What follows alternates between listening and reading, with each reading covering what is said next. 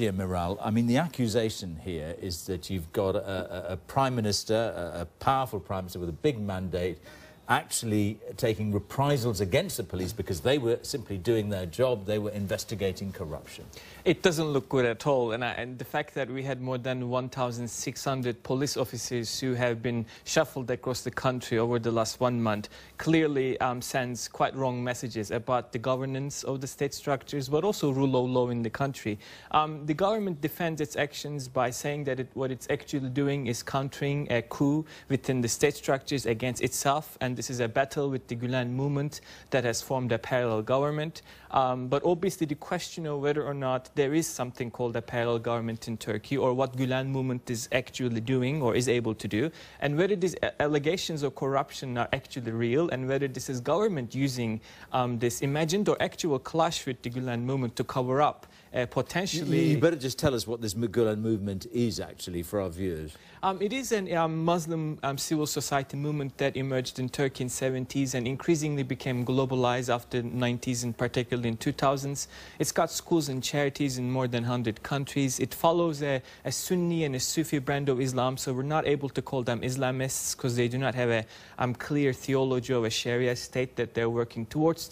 However, their wide impact in Turkey with their media organizations and networks has been a question in terms of their involvement. You might not be able to answer this, or maybe it's an unfair question, but is there any credibility in the government allegation that they're actually fighting a conspiracy? It is difficult, and I think it is true to state that a lot of people would possibly want to see Prime Minister Erdogan crumble. So it is very possible that given the vulnerability of a corruption allegation, there would be multiple groups with multiple agendas seeking to maximize the moment. Now, to what extent all of these police officers, more than 1,000 of them, are controlled or dictated by an imam, that's a question mark for me as well. Can only be answered really from within the state, whether or not these allegations over the Gülen movement, as well as the allegations of corruption and allegations of possible political agendas of the persecutors are true. That cannot really be answered much. As Emily said in her report, we're talking about a threat to the rule of law.